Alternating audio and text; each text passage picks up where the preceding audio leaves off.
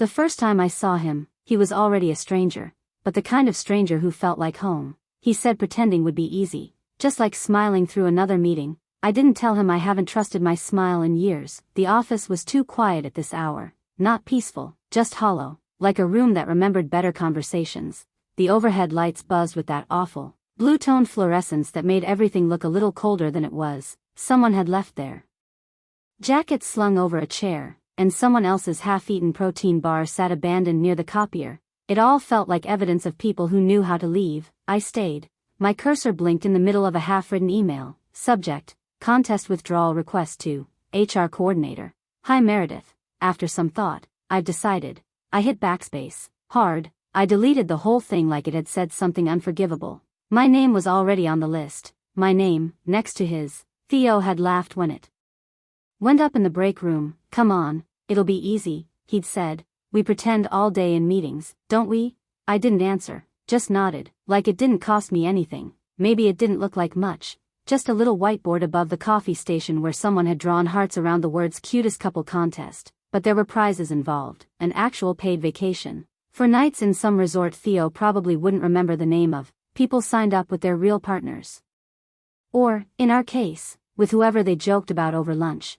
Theo had been nominated by someone from marketing. I'd walked in late to the meeting and found my name already scribbled beside his. He grinned at me, shrugged, and mouthed, "We got this," like it was a joke, a game, something light, like I hadn't spent the last 3 years mastering the art of not being seen. I minimized the email and opened Slack instead, scrolling through unread messages I had no intention of replying to. One from Theo hovered near the top. Theo Grant, 3:42 p.m. Hey, babe, we're not actually supposed to be the cutest, right? Just cuter than accounting?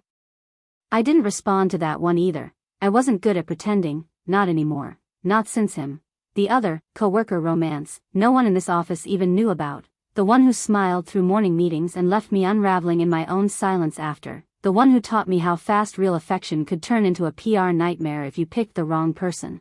But Theo wasn't like him. Theo didn't chase or coax or corner. He charmed, but not with pressure. He smiled like it was muscle memory. He asked things like, "You good?" in a way that let you say no if you needed to. And maybe that was why it scared me more, because part of me wanted to believe this could be harmless, that we could fake date our way to a beach chair and come back with nothing changed. But I knew better. Pretending always costs more than you think. I stood up from my chair and turned off my monitor. The email was gone, the message was unsent, and the contest?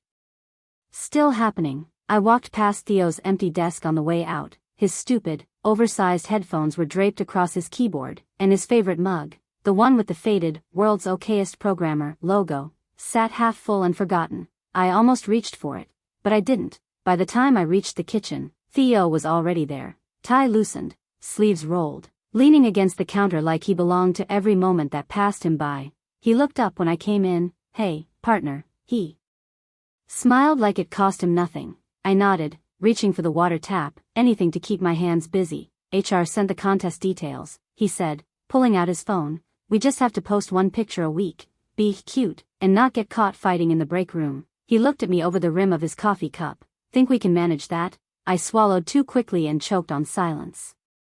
"Sure," Theo chuckled, easy and bright. "Come on, Moreno, we've been fake nice to clients for years. This should be a breeze, right? A breeze." I smiled, the same one I'd perfected in meetings and Monday stand-ups. Curved lips, no teeth, no edges. I wondered if he could tell it didn't reach my eyes. I hoped he couldn't. He kept talking, listing out strategy like this was another project to manage. "We'll grab a few photos at lunch. Maybe a fake anniversary story?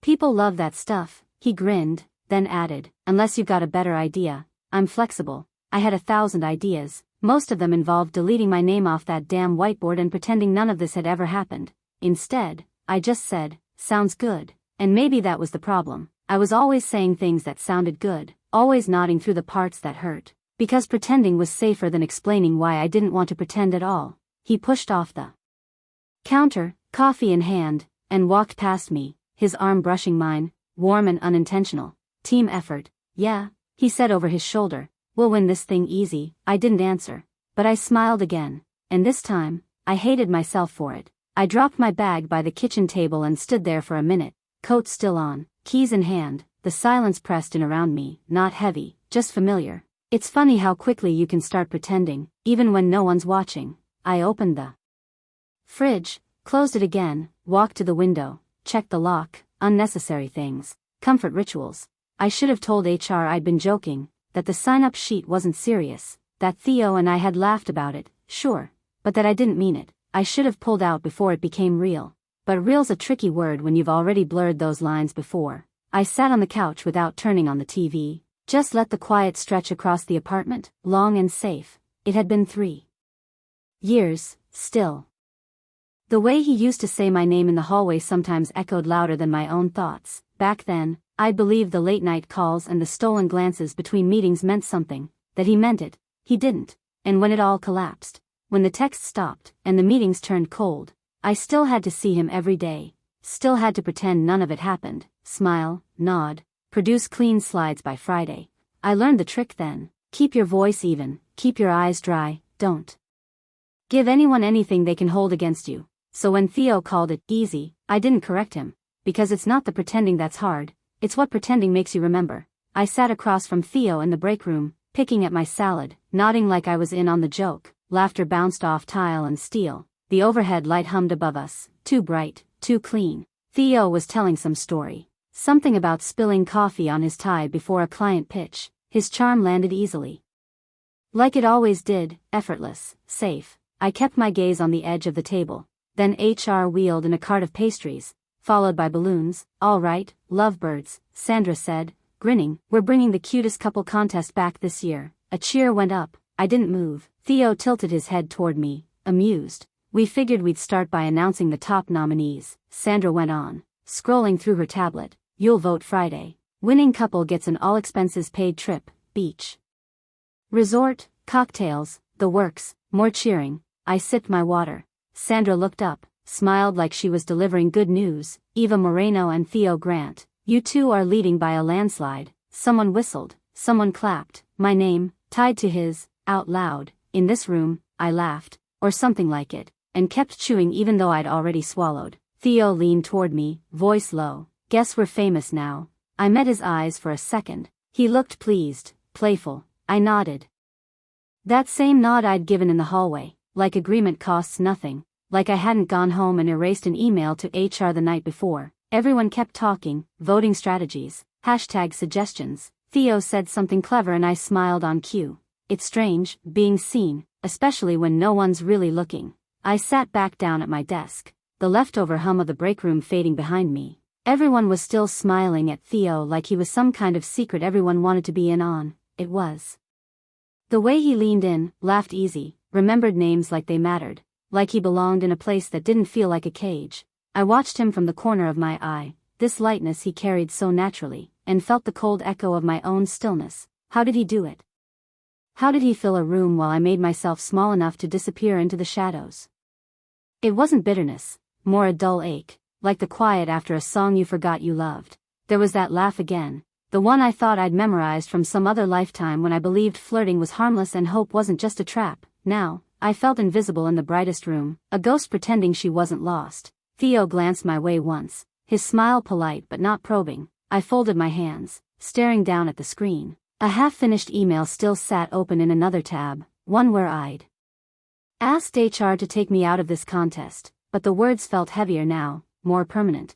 It wasn't just about the vacation prize anymore. It was about not letting the spotlight catch me at a bad angle. The office smelled like burnt coffee and stale ambition, all the promises that went unsaid hanging in the air. I wanted to believe there was a place for me here, somewhere beyond just efficient and polite. But watching Theo reminded me, charm can be armor. It can protect or isolate, depending on who's wearing it. I didn't want to be invisible anymore, but I wasn't sure I remembered how to belong.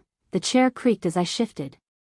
The hum of the computer louder in the silence, somewhere between the laughter in the break room and the quiet at my desk. I wondered if pretending to be his cutest couple was a game I was willing to play, or if it would just expose the cracks I'd been trying to hide. For now, I stayed quiet. The words would come later, or maybe not at all. But Theo?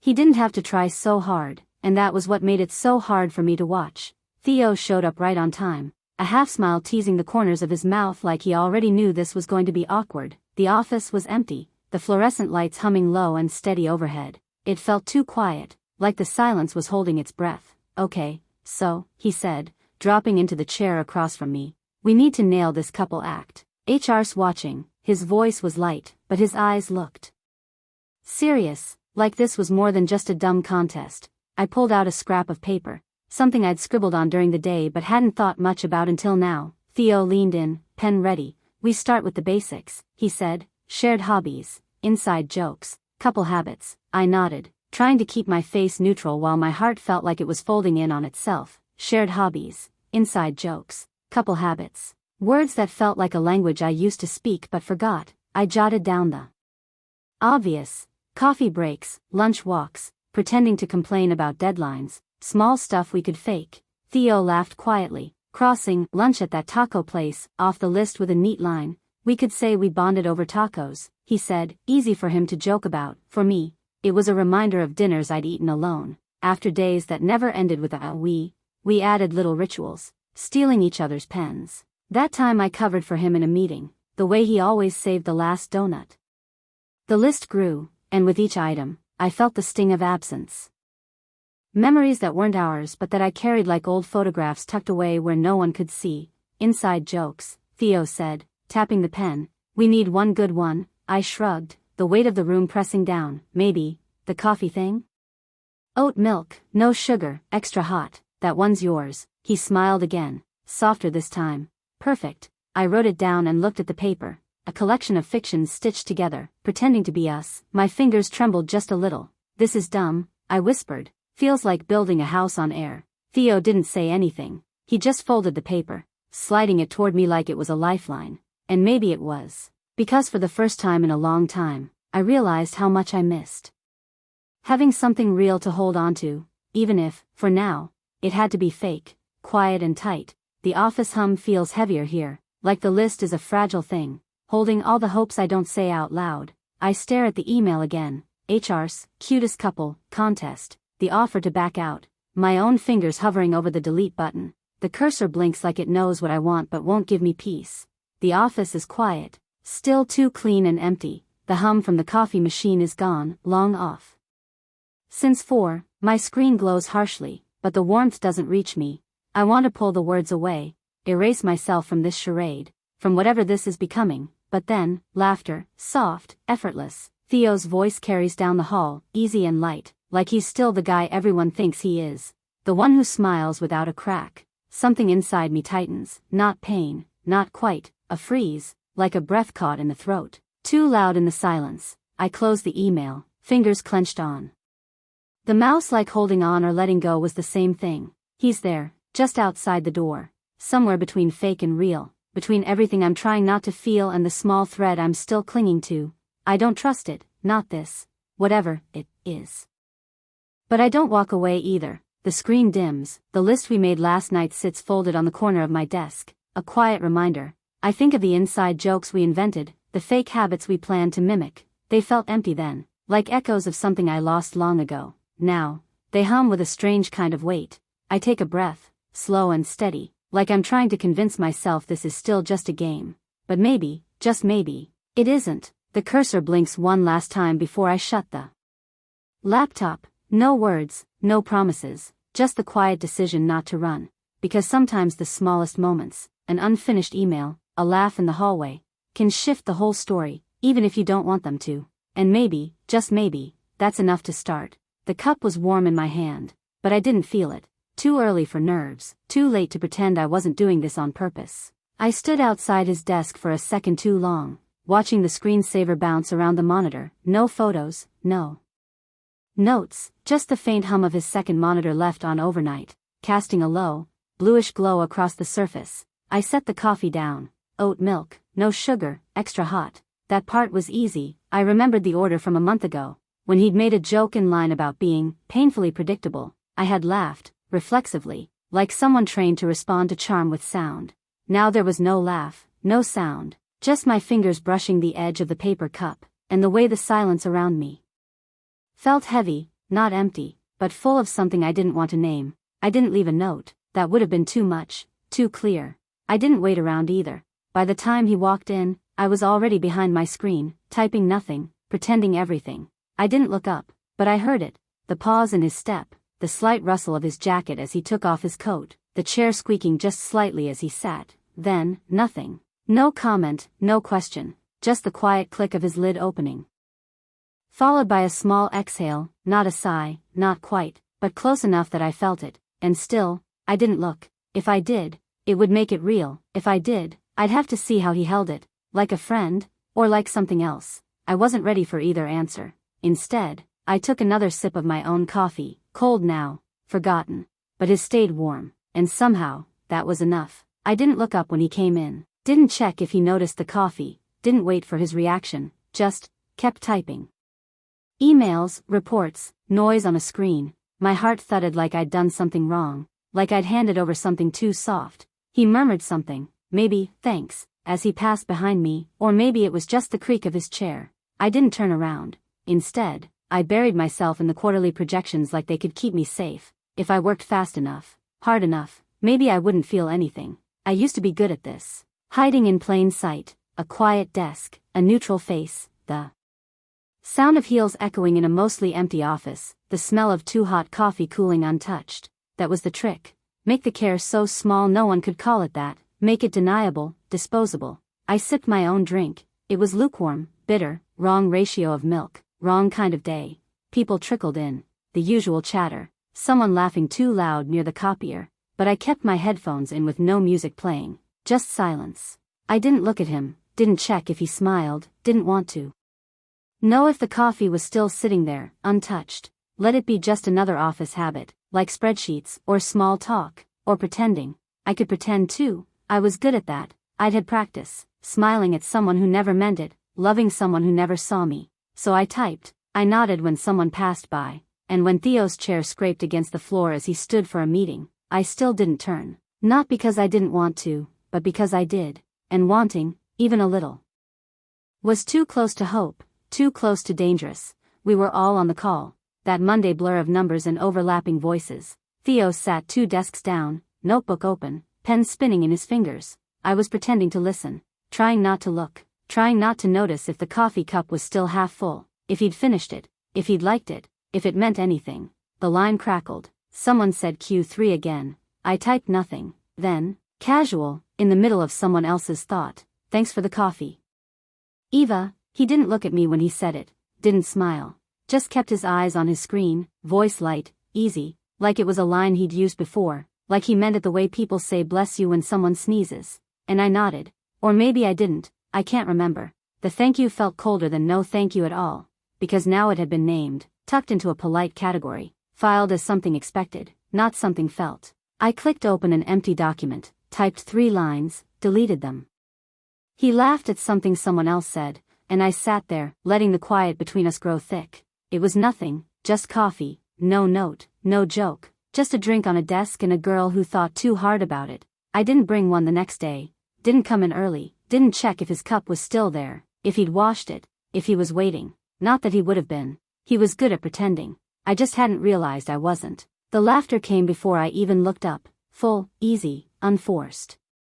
The kind that ripples without trying. Theo was leaning against the edge of Carly's desk, telling some story about a terrible date he once had involving a goat and a ferry ride. I didn't catch the beginning, I wasn't trying to. Still, I laughed when everyone else did, just enough, not too much, like muscle memory. He glanced over at me, mid-punchline, 1 second, maybe 2, like he was checking to see if I got it. If I was playing along, I smiled back, practiced, brief, safe.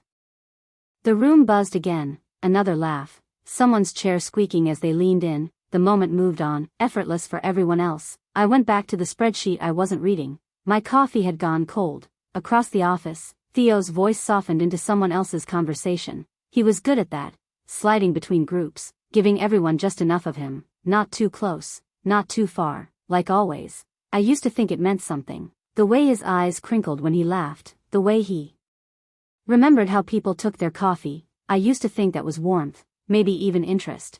Now I wasn't so sure, because it wasn't just me. He looked at everyone like that. I stared at my screen a little too long, letting the numbers blur, pretending they made sense, pretending I didn't care. The sound of him laughing again pulled at something small and sharp in my chest. I swallowed it, smiled again when Carly looked over. Nodded at something I didn't hear. We were all pretending something.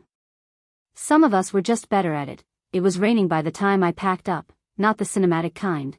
No thunder, no flash of romance. Just steady, gray drizzle that blurred the parking lot into smudges of brake lights and wet pavement. Theo appeared at the coat rack with his keys in hand. "Come on," he said, half smile in place. Fake boyfriend perk. Chauffeur service included. His voice was light, too light. The kind people use when they're trying not to press. I pulled my coat tighter.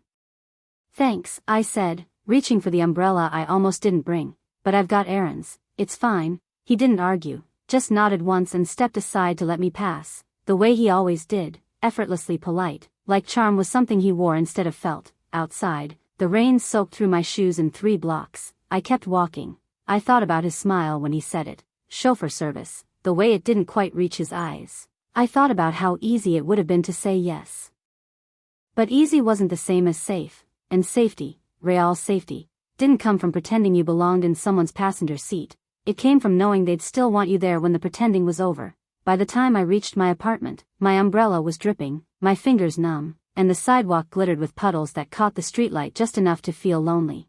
I didn't regret saying no, not exactly, but I did stand inside the door a little too long, holding my keys in my hand like they might unlock something bigger. Maybe I wasn't walking away from him, maybe I was walking away from the version of myself who still didn't know how to say yes, or maybe that was just something I told myself to feel brave while dripping all over the tile. I poured tea I didn't drink, watched steam rise and disappear. It was still raining, and I couldn't stop hearing his voice in the hallway. Fake boyfriend perk. Like he was offering more than a ride. Theo sat across from me. Sleeves rolled up, pen in hand, his fingers were ink-smudged. His smile wasn't. "We need a meet cute," he said, tapping the page between us. A list with bullet points, like love was something you could prepare for. "I dropped your favorite mug and cried about it," I offered. He laughed, tragic and adorable. "Perfect." I didn't mean to smile. It just happened. Small, quick, gone before I could regret it. Outside, headlights moved slowly across my wall. Inside, the silence between our words stretched soft, not sharp. He glanced up. "We should have an inside joke. We barely have an outside one." His eyes flicked to me, like maybe he heard something I didn't mean to say, like maybe he felt it too, how the pretending started to feel less like pretending. "Okay," he said after a pause. "What about this? You always steal my hoodie when I leave it on my chair." I raised an eyebrow. "That's a fake story, remember?" He looked down, smiled. "Right?"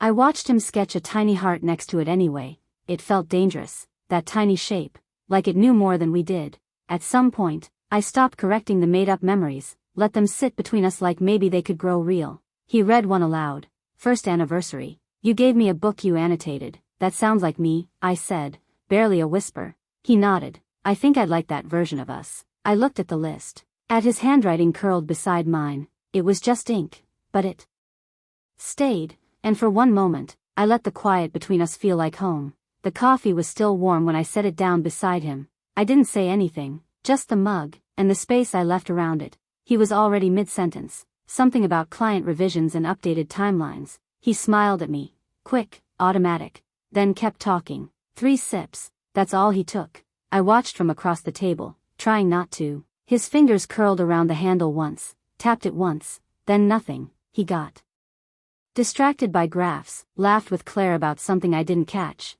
I stopped listening, just watched steam fade. By the time the meeting ended, the cup was still there, still full, 3 sips, cold. He didn't say thank you this time, just tucked his laptop under one arm and asked if we were still on for the Instagram couple questionnaire. I nodded. He smiled. The mug stayed behind. I waited until the room emptied, then got up, carried it back to the office kitchen, and rinsed it out with water that wasn't quite hot. My hands lingered under the tap anyway. He liked it extra hot. That used to matter. Now I'm not sure it does. Later, at my desk, I opened a blank document, typed the first sentence of a fake love story, then deleted it. Tomorrow, I won't bring him coffee, not because I'm mad, just because I'm tired of offering warmth that's only held for a moment, then left behind. Sunday, 11:14 a.m. He took the photo just after the waitress brought our pancakes. "Wait, don't move." "That's perfect," Theo said, tilting his phone with the same ease he used on spreadsheets and people. I smiled like I was supposed to, one hand wrapped around my mug, the other lightly touching his wrist. Our shoulders brushed, his head leaned in. It looked natural, effortless. We weren't even touching under the table. By the time we split the check, he'd already posted it. Caption: fake brunch with my fake girlfriend. Nailed it, right? Hashtag cutest couple contest. Hashtag team free trip. Notifications buzzed before we'd even left the cafe. He laughed as they rolled in. You're officially adored, he said, flashing the screen at me. He tapped a heart on someone's comment. A string of fire emojis. Another read, get a room already. Someone added, just get married and save us all the suspense. I nodded, sipped my now cold coffee, said nothing. We weren't even sitting that close. It was a good picture, I'll give him that. My hair fell right, his grin looked real. We looked like we belonged to each other, like there was warmth in the air between us instead of space. He slid his phone into his jacket pocket, eyes still on the screen for a beat too long. Should we do another one next weekend? He asked, casually, for the engagement rumor. He was joking, probably. I smiled again, and it felt like stretching skin too thin. Sure, I said, whatever wins. I don't remember what the pancakes tasted like. Later that night, I checked the photo once more. My face looked happy. His hand was close, not touching. His mug sat in front of him. 3 sips cold, again. The likes were still going up. I was already in bed when the notification lit up my phone. @Theo Grant tagged you in a photo. I tapped it before I could talk myself out of it. It was the brunch photo. The one he asked someone to take just before the pancakes arrived. I didn't even remember smiling like that. But there I was, half turned toward him, eyes soft. Mouth curved like it meant something. His arm rested behind me on the bench, not touching, but close enough to suggest 1,000 things we weren't. The caption read, brunch with the best fake girlfriend HR could have picked. Hashtag work perks. Hashtag cutest couple. The comments poured in fast. OMG, you two are adorable. This better not be fake. I'm invested. Someone give them the prize already. Cutest fake couple ever. He'd used the word fake. I kept scrolling. Somewhere beneath the laughing emojis and hard eyes, something in me just quieted. Because I remembered what it felt like when his hand didn't reach for the coffee, when he smiled like always but didn't taste the care, when he walked away before the silence could say too much. And now here we were, staged in perfect light, heads tilted like maybe it was easy for him after all, easier to look like something than feel it. I closed the app, my screen went black. Across the room, the coffee mug I brought home last week still sat by the sink, his, technically, or the one I started washing for him. I'd meant to bring it back Monday. I hadn't. Something about it felt too warm for a game, too real.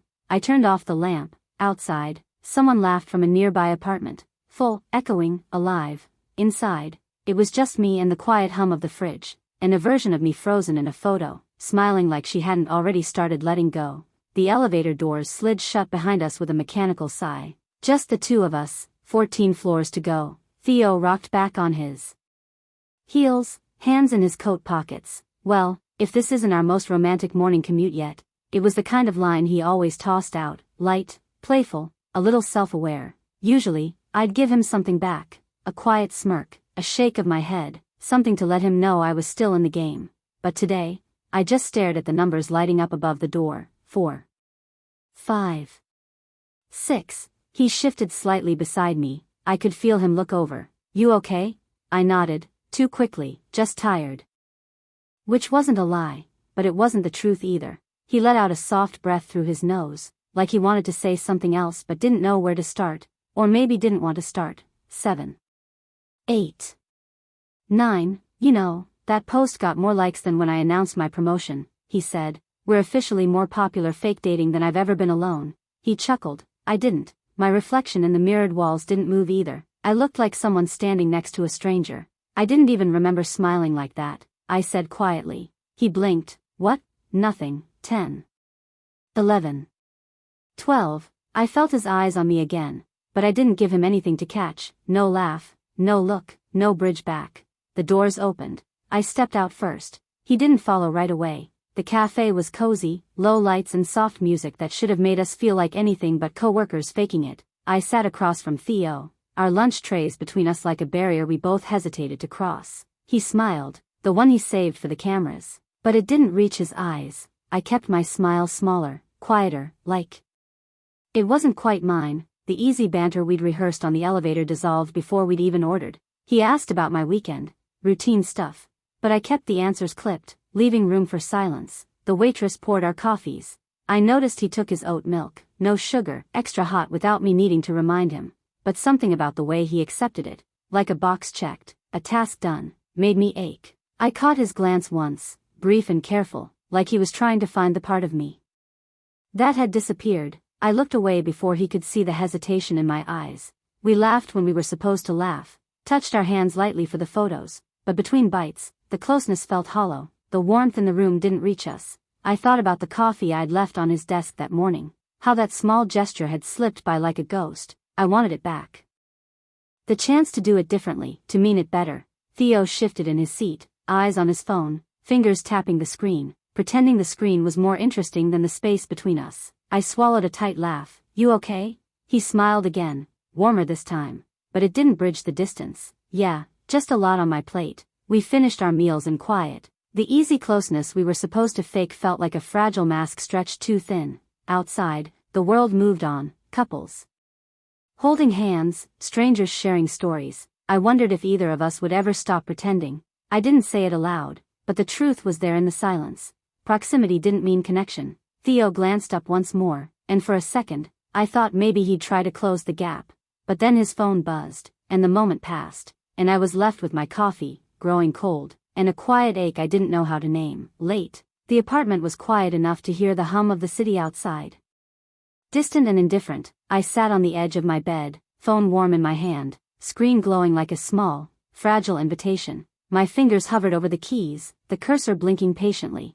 I think this is hurting me. The words felt heavy, true, too true, like a stone sinking in a still pond, rippling everything around it. I stopped, backspaced, deleted. The message vanished before I could send it, swallowed by the night and my fear of breaking the fragile quiet between us. It wasn't just the coffee he barely acknowledged, or the way he retreated behind his calls at the office. It was this, the space between my reach and his response, the pause that stretched too long. I wanted to say it out loud, to admit that the fake was starting to hurt because somewhere inside me, I was beginning to care. But the words felt like a risk too big to take alone. I imagined the office in the morning, how I'd leave his coffee on his desk. Just like before, would he see it? Would he feel it? Or would it be just another small thing, unnoticed and unopened, like that text I never sent? The silence was loud tonight, not cruel, not angry, just distant. I put the phone down, chest tight, heart quiet but aching. Maybe one day I'd find the courage to send the message that could change everything. But tonight wasn't that night. Instead, I stared at the ceiling, listening to the hum and the weight of what I didn't say. And somewhere deep inside, I knew this waiting, this almost, was the hardest part of all. The team chat blew up that morning, little bubbles of emojis and inside jokes flooding the screen like caffeine in veins. You two are seriously the cutest fake couple ever. Like, why bother pretending? Just get married already, from Jenna, with a wink emoji. I stared at it, fingers hovering over my phone. The glowing screen was the only light in my dim apartment, and that chat felt too bright, too loud, like the office itself, only this time it was digital, impossible to escape. I tapped a laughing emoji back. It was the safe answer, the expected one. No one saw the flicker behind my smile, the quiet hollow where real feelings waited but couldn't breathe. Theo hadn't replied, of course, never did, probably ignoring it on purpose, or maybe just didn't care. Either way, it felt like another wall between us, invisible but cold enough to touch. I remembered how that coffee had sat untouched on his desk that morning, his polite thanks like a closed door, the laugh track from the break room bubbling louder around me, drowning out whatever I'd hoped to say without words. Sometimes, I thought, it's easier to pretend to be okay than to risk not being. The chat kept going. Seriously, you two should just stop playing and start dating for real. I read the messages again and again, a loop of what everyone wanted me to be, cute, happy, together. But inside, I felt smaller, the fake smile cracking, because none of this was real, not yet, and maybe it never would be. I locked my phone, the screen fading to black, the group chat buzzing on without me, like everything but me was moving forward. I was still standing still, quietly, alone, waiting for something to break through. The glow of my laptop cast a pale light across Theo's desk, but it didn't reach the tired shadows beneath his eyes. He sat still, fingers hovering over his phone, as if waiting for a signal, the usual buzz of messages. The group chat emojis, the OMG you two are so cute Blinked on the screen, but for once, he didn't smile. I watched him from my side of the office, heart tightening around something I couldn't name. The easy charm I'd seen all morning, the effortless grin that diffused every meeting, felt thin, stretched too tight over something raw and frayed. He swiped through the praises, those little digital pats on the back that usually seemed to fuel him. Now, they landed flat, like echoes in an empty room. Maybe he was tired, maybe this pretending was heavier on him than he let on. He looked up briefly, eyes catching mine for a flicker, but it wasn't the usual spark, just a flicker of something real, a crack in the armor. He set the phone down, leaned back, and sighed, quiet, almost inaudible. I wanted to reach out, to say something that would break through whatever wall he was building, but I stayed frozen, like before, caught between wanting to close the distance and fearing the silence that might follow. The office around us buzzed with laughter from the others, sharp and loud. It felt like a spotlight on our quiet disconnect. I remembered that first morning, the coffee on his desk, no words, just a small offering of care. I wondered if he felt it at all, or if it had already slipped away, like a shadow fading before the sun.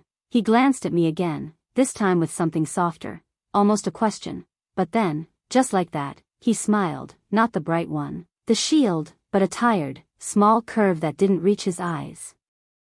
And I realized this wasn't about the vacation prize or the fake dates anymore. It was about what we were both hiding behind those smiles.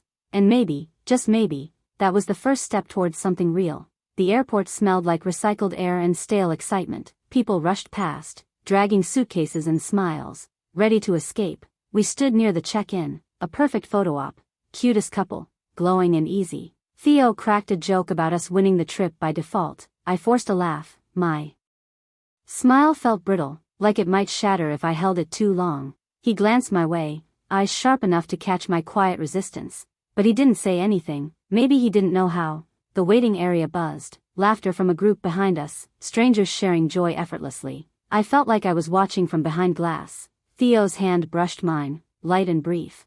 But it pulled me from the edge. I didn't pull away. Not yet, he said. We'll be fine, just another act, right? His voice had that familiar charm, but beneath it, something cautious. I nodded, but the words felt hollow. Pretending was easy back at the office where everything was routine, rehearsed. Here, under unfamiliar fluorescent lights, the act felt fragile, exposed. I caught myself watching him, really watching. His smile didn't quite reach his eyes, a flicker of fatigue, maybe the weight of keeping up the performance. Our flight was called. We stood, the crowd swallowing us whole. The fake felt heavier now, like a coat 2 sizes too small. I swallowed the doubt, the ache that maybe this trip wouldn't be a vacation from reality, but a reckoning. Theo opened the door for me, the warmest gesture yet, simple and unguarded. For a moment, I let the quiet hope in. We stepped inside, and the silence between us grew louder. We push open the door together, the kind with a key card and a soft beep. One bed. I can feel the silence shift the moment we step inside. Theo pauses by the window, looking out like he's expecting the view to say something. Then he turns with that usual grin. Guess we get to be really close now. He winks, half joking, but the joke hangs too long between us. I nod, but the air feels heavier than before, thicker. We move around the room like strangers who used to know each other, careful not to touch, not to speak too much. I grab my suitcase, and he drops his on the floor with a thud that echoes in the quiet. He flicks on the TV, the volume shooting up, filling the space with noise that doesn't reach his eyes. I head to the bathroom. The water is hot but doesn't burn away the tightness in my chest. The steam fogs the mirror, blurring the reflection, just like I want to blur this moment. When I come out, Theo's still sprawled on the bed, eyes on the flickering screen. I want to say something, anything, but my voice is gone somewhere between the lobby and this room. The bed between us is small, not just a piece of furniture, a line drawn in the sand. We're pretending to be a couple, but here, it feels like pretending is the only thing keeping us apart. The TV drones on, and I catch the way Theo's fingers tap the remote, restless but careful not to make too much noise. I catch my breath, waiting for the moment when the silence will break, or when I'll finally stop pretending, too. But tonight, the quiet wins. We started the day with the itinerary, the one they'd send in the contest prize package. Must-do couple activities. Smile here, stand close there, hold hands for a photo that would never make it to the company newsletter. Theo was good at it. He leaned in just right, flashed that easy smile, and nodded when I whispered, less cheesy. I tried, I really did. but the smile felt brittle on my face, like it was glued there, and I kept catching myself holding my breath between shots. Every perfect couple picture felt like a lie, like I was the only one who saw it. He said something light, about how we were killing it. I nodded, but I was already slipping into quiet again, the space between us widening in plain sight. At lunch, he joked about the fake relationship like before, but this time I didn't laugh. I just stared out the window, watching a bird glide against the blue. The silence pressed down. I could almost hear the echo of that coffee gesture, the one he'd barely noticed. It wasn't just the act, it was everything left unsaid, the distance growing like a shadow I couldn't shake. Theo caught my eye once. A flicker of something, concern, before he looked away. The playful act was cracking, but neither of us knew how to say it out loud. We moved through the day, pretending, but the silence between the forced smiles was louder than any words. By the time we returned to the hotel, the photos on my phone were proof. Perfect frames holding empty moments. I wanted to break the act, to laugh at how ridiculous we looked. But mostly, I just wanted to stop pretending, because somewhere beneath the surface, the day was telling me the truth I couldn't ignore. Pretending wasn't easy, not for me, not anymore. And maybe, just maybe, that was okay. The weight of a day spent smiling when you don't feel it presses in quiet, stubborn ways. The gelato was supposed to be a small victory, a rare, quiet treat in a day of rehearsed smiles and careful angles. But when Theo leaned forward to take a bite, his hand wobbled and the whole scoop tumbled down his shirt, a sticky white splash right over his crisp shirt collar. He swore, sharp, loud, way too dramatic for the situation, and for a moment, the script broke. I caught myself laughing before I could stop it, a real, honest laugh, the kind that bubbles up and shakes you a little inside. It startled me almost as much as it startled him. His eyes snapped to mine, wide, half embarrassed, half amused. Seriously? Gelato, of all things? I managed between chuckles, cheeks warm. Theo shook his head, wiping at the stain with a napkin. His smile softened, and something in his usual guarded expression cracked, just a hair. That laugh, the one I didn't expect, felt like a breath of fresh air after the stale silence we'd been living in. It was small, it was accidental, but it was real. We sat there for a moment, the world around us blurring, no staged photos, no forced grins, just the quiet, the night air, and that laugh echoing between us. Then silence settled back in, but different this time, softer, like the tension between us had loosened. Even if just a little, I realized that maybe, beneath the fake, something was starting to feel real. And maybe that was okay. We didn't even see it coming. One moment, the street was quiet. The next, the sky cracked open like a fist, sharp and sudden. No umbrellas, no warning. Theo grabbed my hand without asking. We broke into a run, feet splashing through puddles, trying to outrun the rain but failing miserably. The world blurred around us, neon signs dripping, cars splashing past, but we kept going, laughing like fools, breathless and soaked to the skin. At some point, we just stopped, under a crooked street lamp, dripping and shivering. Our laughter faded into silence. I looked at him, rain running down his face, his shirt sticking to his skin, and suddenly the armor we'd both worn all day felt impossibly thin. I could see it there, in his eyes, the quiet mess behind the jokes and the ease. Theo caught my gaze and didn't look away. We were both cold, the night air sharp, but there was a strange warmth too, not the kind you fake or pretend, but something softer, real. The rain felt like it washed something off me, the years of being careful, of hiding behind sarcasm and smiles that never quite reached my eyes. I wanted to say it all, how I was scared, how this trip was already changing everything, but the words wouldn't come. Instead, I just let the silence fill the space between us. The way his hand lingered on mine was new, a quiet promise, maybe, or just a question. The hotel balcony was waiting, dark and cold, but now it didn't feel like a stage. I thought about the coffee I'd brought him that morning, how it had meant more than just caffeine, how much I wanted him to see me, not the pretend version we'd been playing. We stepped inside together, soaked but unafraid. The rain had pulled the walls down, and for the first time, I wasn't sure I wanted to build them back up. We sat side by side on the balcony, wrapped in towels that still smelled faintly of rain and hotel soap. The air was sharp against my damp skin, and the stars above felt impossibly far and cold. Theo didn't say anything. His eyes traced the night sky, then flicked to the city lights blinking far below us. I wanted to shrink into the quiet, tuck the messy weight of my heart back behind a guarded smile. But the silence was heavy, like it was holding its breath, waiting. So I let the words fall, simple and raw. I know it's fake, but it doesn't feel fake when you look at me like that. I didn't look at him as I said it, my gaze was fixed on the dark sky, hoping the stars could catch what I couldn't say aloud. I waited, my chest tight, for the regret I'd always promised myself would come. Theo's breath hitched, a soft sound I could barely hear over the night. His eyes found mine, wide and still. He didn't say anything. He reached over, hesitated, then pulled his blanket from his lap and draped it gently across mine, like a quiet promise stitched between the cold air and the stars. That simple touch broke something inside me. No grand confessions, no jokes or charm, just this, just us. And for the first time since this all started, pretending felt like the last thing on my mind. Because maybe, just maybe, there was something real here too. The balcony faded around us, the city, the contest, the office, all of it receding. Just the two of us, vulnerable, unspoken, together. I exhaled slowly, letting the silence hold the truth I was too scared to say again. And he stayed, not distant, not fake, just there. I waited for something, a laugh, a joke, a clever reply.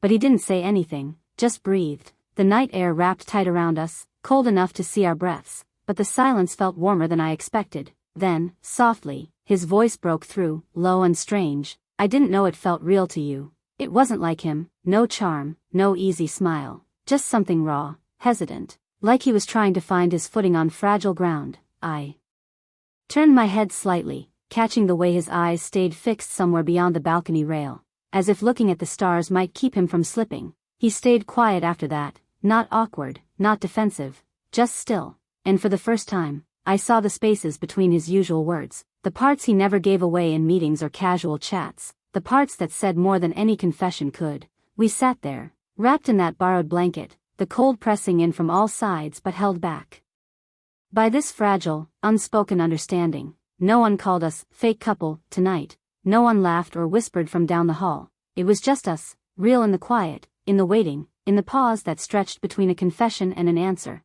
I thought about that coffee I'd brought weeks ago, how it went unnoticed, how I'd almost pulled back then, too scared to hope. Now, the silence felt different, less like a wall, more like a door, cracked open just enough to let something new in. Theo didn't reach for my hand or say anything else, he just stayed. And sometimes, I realized, that's how love begins. Not with words, but with someone choosing to stay when it's easier to leave. The stars flickered above us, the night held its breath, and so did I. He didn't say anything, not right away, just sat there, next to me, the cold pressing into the space between our knees, the silence still hanging off my words like frost. I know it's fake. I hadn't looked at him when I said it.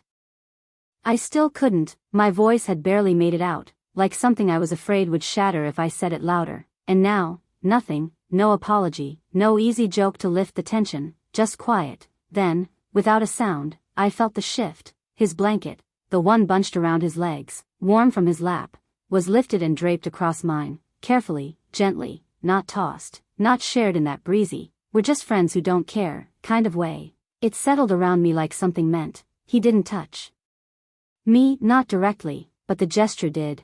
I stared straight ahead, at the stars, at nothing. My heart thudded once, slow and unsure, like it didn't trust what was happening. But he stayed. He didn't get up, didn't explain. He just stayed beside me, still, quiet, real. And for the first time since we'd arrived, I didn't feel like we were pretending anymore. The air still bit at the tips of my fingers, but my lap was warm now. His warmth, his choice. I thought about the coffee I left on his desk that first day. No note, no words, just something small, something soft. This felt like that, like maybe he understood now, like maybe he was answering in the only way he knew how, not loud, not clear, but true. I didn't look at him, he didn't look at me, but neither of us left, and somehow, that was everything. The morning after didn't feel like a new day. It felt like the quiet hum of something still unfolding, not broken, not whole, just softer. I found him already seated near the window, a plate of toast and fruit untouched in front of him. He looked up when I walked in, didn't smile right away, just met my eyes and held the look for a second longer than necessary, like he was still sitting on that balcony, blanket in his lap, words unsaid. I didn't say good morning. He didn't either. We didn't need to. There was one croissant left at the buffet. I brought it back to our table and placed it between us without thinking. He didn't reach for it, neither did I. We sat there in quiet standoff, elbows close, pretending we weren't both waiting for the other to move. Eventually, I nudged it toward him. He blinked, once, then said, "Thanks," like the word had to pass through something heavier than air. I just nodded, tearing off a corner of my own toast that tasted like cardboard, but I didn't mind. The silence didn't buzz anymore. It rested. He ate slowly, chewed like the croissant might disappear if he rushed it. I watched his hands, steady now, no performance in them, not like at the office, where he always had to be doing something, holding court with a grin. Here, he just sat beside me, not touching, not looking too long, but close, and I realized, somewhere between the sound of cutlery and a second cup of coffee, that we weren't playing anymore. Not really. There was no one to watch us, no part to perform, and still, he passed me the butter without asking. Still, he peeled the little orange on his plate and offered me half. Still, I took it, and that felt like something, maybe not everything, but something real. The town was still waking up when we stepped outside. Shutters creaked open, a shopkeeper swept yesterday off the doorstep, a child tugged at a balloon twice her size, and we walked, not for a photo, not for the contest, just because. My scarf slipped with the breeze. I didn't reach for it, he did. No smile, no joke, just a hand on wool, a quiet knot at the base of my neck, fingers lingering a second longer than needed. I looked at him. He didn't look back, but he didn't let go right away, either. We passed an old stone fountain. I remembered posing there 2 days ago, his arm looped lazily around my shoulder, our faces tilted in perfect couple angle. We'd laughed after the shot, too loud, too staged. Today, we didn't take a picture, we just walked. My shoulder brushed his once, then again. The second time was on purpose. He didn't move away. A stray dog trotted past us, tail wagging. Theo bent to pet it, murmured something low I couldn't hear. I watched the curve of his back, the way his jacket wrinkled at the spine. He stood and glanced over, eyes soft, but still cautious, like he wasn't sure how close was allowed now. I gave him my hand without thinking. Not a grab, not interlocked fingers, just palm grazing palm. He didn't squeeze, didn't make a show of it, but he kept it there, and something in my chest, something folded and wary and waiting, stopped bracing for disappointment. We walked past cafes and shuttered bookstores and a tiny bakery that smelled like sugar and home. I didn't say a word, neither did he. But the quiet didn't ache this time. It settled between us like something earned, like maybe silence wasn't a gap to fill, maybe it was a kind of trust, maybe it was a kind of closeness, and maybe we were already holding it. The sun had dipped low enough to cast everything gold. Shadows stretched longer behind us as we wandered without a map. Without a goal. The contest was still technically on, but neither of us had reached for the phone in hours. We paused near a small market, where the scent of oranges mixed with something fried and sweet. A vendor called out, cheerful and bold, "You too?" "A photo, yes?" "Beautiful couple, just stand here." I waited for Theo to laugh it off, shrug, deflect, say something like, "We're not really," but this time, he looked at me instead, and for once, I didn't flinch at being seen. "Okay," I said, soft, steady, "Yeah, let's do it." The vendor grinned, lifted the old camera. I stepped closer, not for show, just to feel the quiet thrum of his body next to mine. He placed his hand gently on the small of my back, just fingertips, nothing possessive, nothing fake. I didn't tense, I didn't pull away. It didn't feel like a pose, it felt like staying. The click of the shutter felt louder than it should have, like it captured more than light, like it caught us mid-shift. We didn't look at the photo after. Just thanked the vendor and kept walking, but something lingered, the warmth of his touch through my coat, the way we didn't rush back into conversation, the way our hands brushed once, twice, and neither of us moved away. Earlier in the trip, we staged smiles for likes and comments. Now, we weren't smiling for anyone, and I think that's the first time it felt real. No camera could have caught that part, but I'll remember. The room was dark, lit only by the blinking light on the thermostat. I didn't bother with the lamp. We didn't say goodnight. We both knew. Still only one bed. I brushed my teeth like it wasn't a question anymore, like my heart wasn't louder than the tap water. When I stepped out, he was already under the blanket, facing away. No jokes, no awkward pillow barricade, just stillness, waiting. I turned off the bathroom light, crawled in, kept space between us. Because I didn't know what touching him meant anymore, and because I wanted to. The sheets were cool, not cold. Not warm, like something waiting to be chosen. I lay on my side, facing his back, quiet breaths, one, then another, my arm barely touching the mattress between us. And then I moved, just enough that my shoulder grazed his. He didn't flinch, didn't shift or tease or tense, just breathed, stayed, like maybe my nearness wasn't a question either. I didn't move again, didn't need to. That inch of contact was enough to say I'm not running this time, enough to ask, are you still here? And he was. His breathing slowed a little, matched mine. It was nothing, it was everything. The same boy who once filled every silence with a joke now lay beside me, wordless. The same girl who once stayed up re-editing her own replies now didn't need to speak at all. I didn't know what this was becoming, but it didn't feel like pretending anymore. It felt like choosing stillness, together. Somewhere outside, a street lamp hummed low, the kind of sound you stop hearing when you feel safe.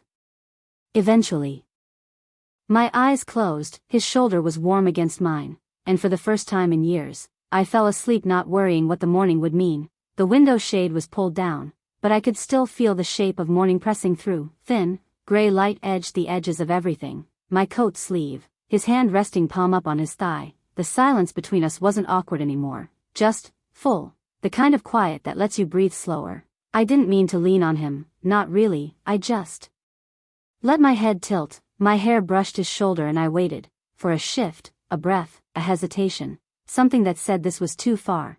But nothing came, only the soft press of his shoulder under my cheek. Then, gently, almost imperceptibly, his head tipped toward mine. Not a kiss, not a signal, just alignment. The flight hummed around us, a baby fussed a few rows up, someone sneezed. The kind of background noise that usually kept me alert, aware, separate. But this time, I didn't brace myself against it. I closed my eyes. The hotel room had felt different after the balcony, the bed, too, no jokes, no tension, just space, offered and accepted. And now this, a plain seat, barely wide enough, suddenly feeling like the softest place I'd ever landed. I thought about that first morning in the office, the coffee I left him without a word, how he smiled, then walked away, and how this simple, steady leaning, felt like the answer I'd been waiting for, not an apology, not a grand gesture, just his shoulder, holding the weight I didn't know I'd been carrying. The seatbelt sign blinked on again. I didn't move, neither did he, and somewhere over clouds and city lines and everything waiting back home, I let myself rest, not perform, not anticipate, just rest. The office smelled the same, like burnt coffee, last week's printer ink, and microwaved pasta someone brought for lunch but didn't eat. The overhead lights hummed, not loud, but enough to remind me that real life was made of fluorescent buzzing and half-heard phone calls, not ocean air and balcony stillness. I sat at my desk and blinked at my screen. Nothing had changed, not the stacked folders, not the post-its curled at the corners, not the dent in the carpet where my chair always slid a little left. But I caught myself glancing toward his desk, not looking for anything in particular, just looking, like my body was already used to the space he took up. Beside me, he wasn't there yet, so I opened my inbox and stared at the first email without reading it. I didn't need to. I already knew the rhythm of this place. Reply, schedule, smile, pretend you don't feel too much. Except, now I did.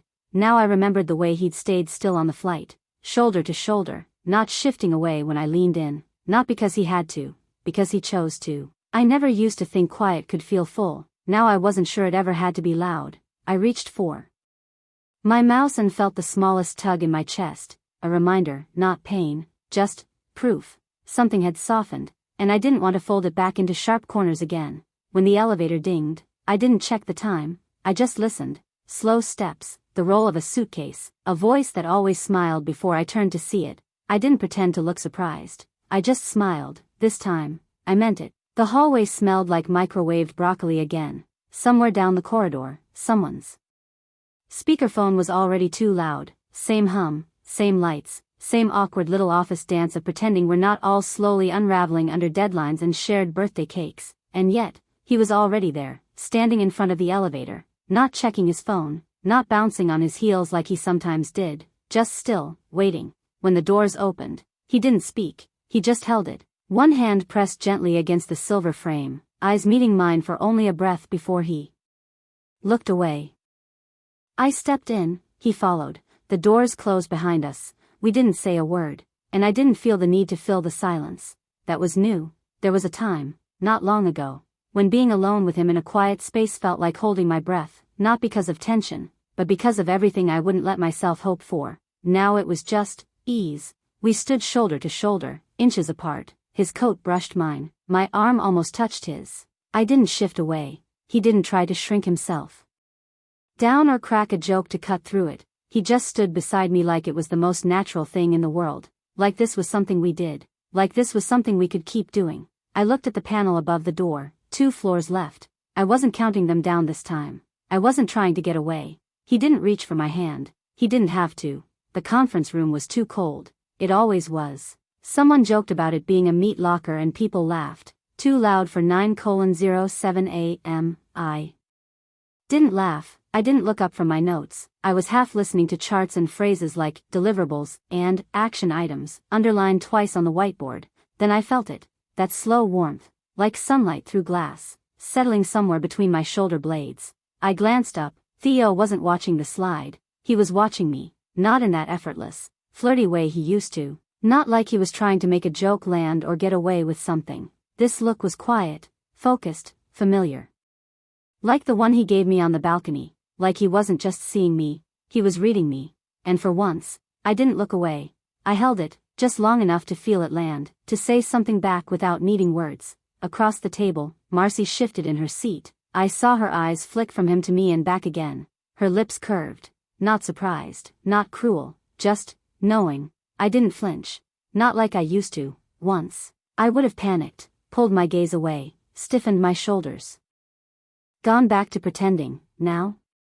I just looked at him, let it be what it was. He smiled, not the wide, public smile everyone knew, but the soft one, barely there, like a secret, and somehow, it felt more real than anything we'd faked. The meeting moved on, more graphs, more plans, but the space between us had shifted, and I realized, it didn't scare me to be seen anymore, not by him, not even by them, just, not anymore. It started with him sitting beside me, no question, no hesitation, just ease. The break room was louder than usual, the usual mix of keyboard crumbs and passive-aggressive microwaving, but I heard him before I saw him, the scrape of the chair, the quiet thud of his tray. He didn't look at me when he sat down, I didn't look at him, we didn't need to.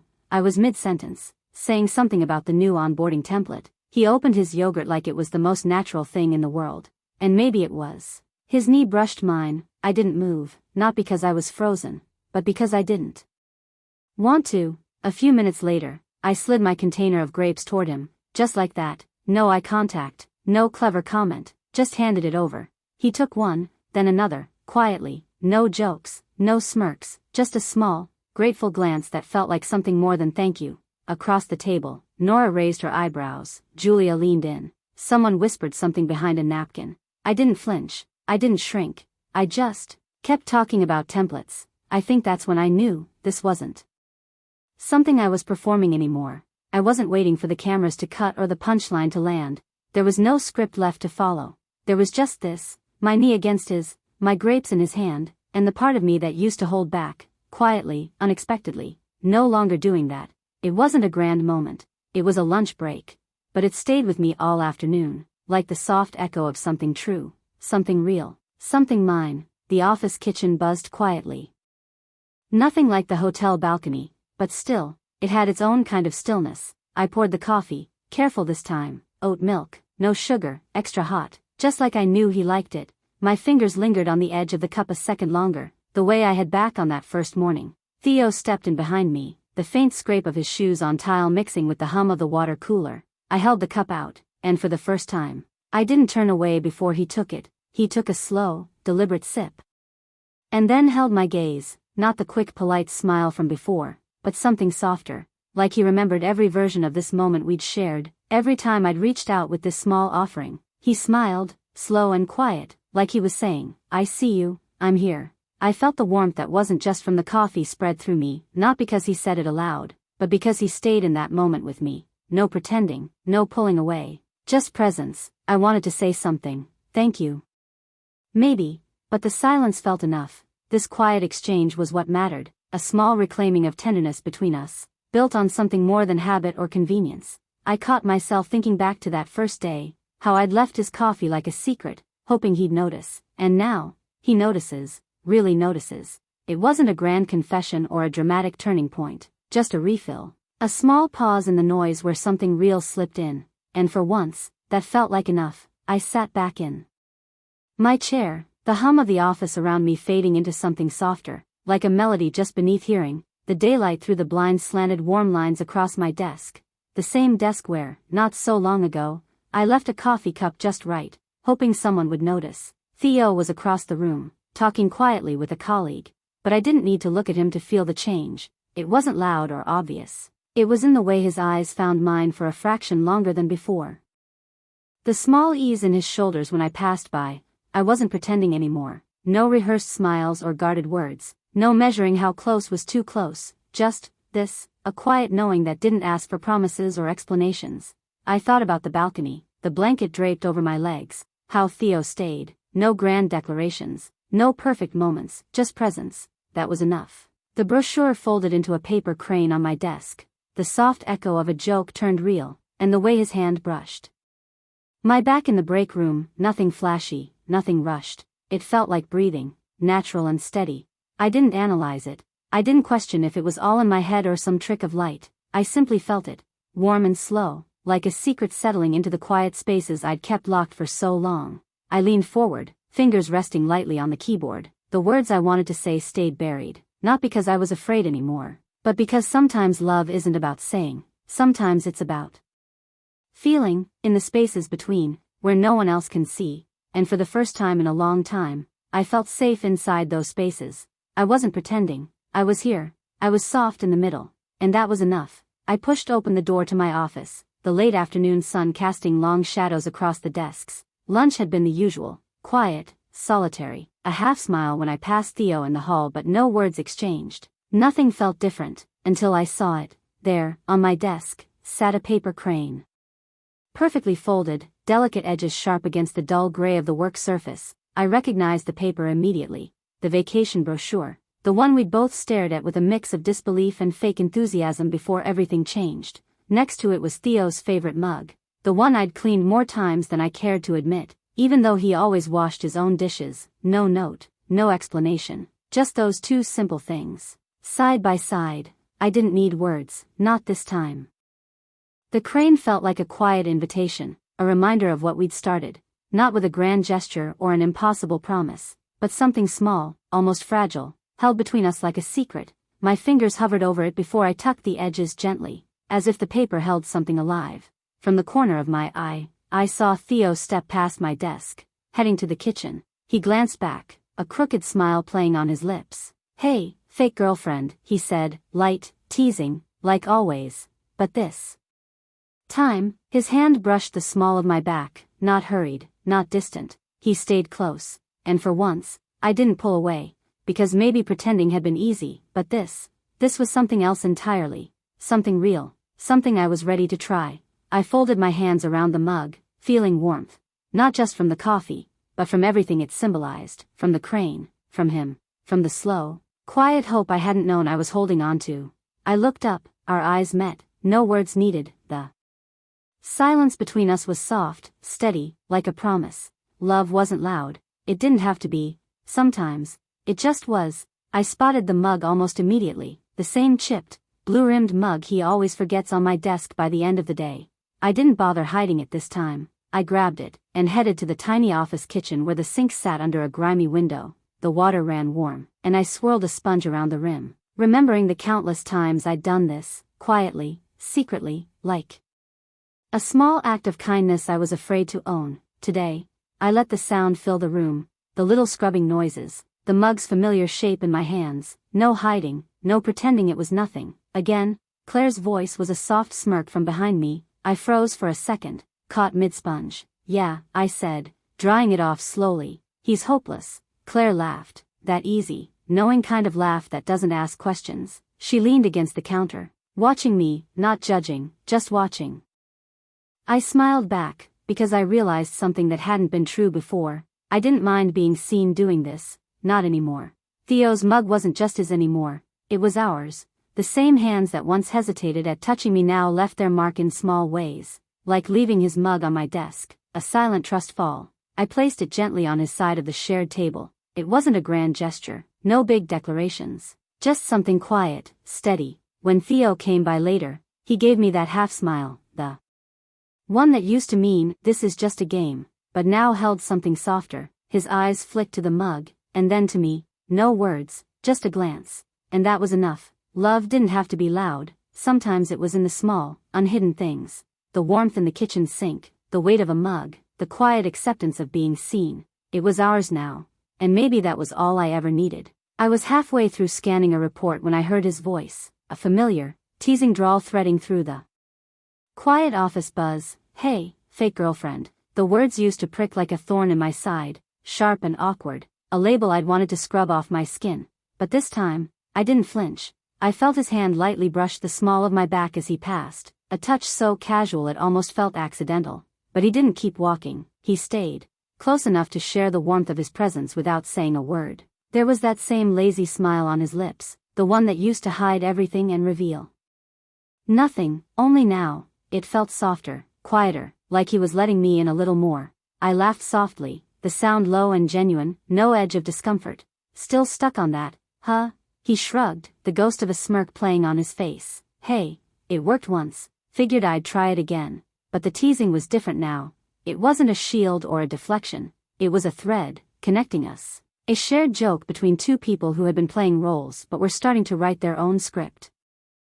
I glanced down at the folded paper crane resting beside his mug, our little origami relic from the trip, still perched on my desk, a silent reminder that something that began as pretend had quietly turned real. He gave a small nod toward it, eyes flickering with something unspoken. Guess we're both full of surprises, fake girlfriend. And maybe that was the best part. The title that once felt like a barrier was now a secret handshake. A word that meant something entirely new. He stayed a moment longer, hands still resting lightly on my back, grounding me in a world where fake dates could lead to real feelings.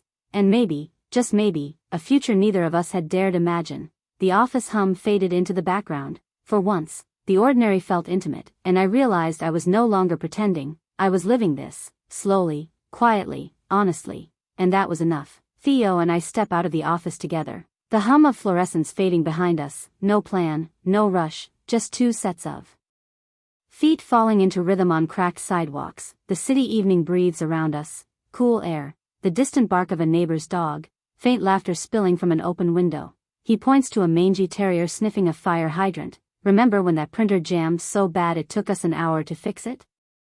Worst Monday ever, I laugh, remembering the chaos. The way we'd exchanged frustrated glances instead of words. Now it's just easy. My risotto didn't survive the lunch break, I say, shaking my head. I think it's living in the fridge with a sad little life of its own. Theo smirks. You and your fancy leftovers. We keep walking, the city dimming around us. Somewhere in the quiet, his fingers brush mine, hesitating like a question. I don't pull away. His hand closes over mine, soft, steady. It isn't a grab, it isn't dramatic. It's an unspoken promise. No maps, no scripts, just forward, together. The evening feels lighter, like a slow exhale after holding my breath too long. I realize I'm not performing anymore, not the smile, not the calm, not the guard. It's just us, walking side by side, no destination but the moment. Theo squeezes my hand once, like he's anchoring himself here, anchoring me too. I glance up, his eyes meet mine, quiet and sure. We don't say it aloud. We don't need to, we just keep walking, and maybe that's enough. I was sitting at my kitchen table when the words slipped out, quietly, onto the page, only one line.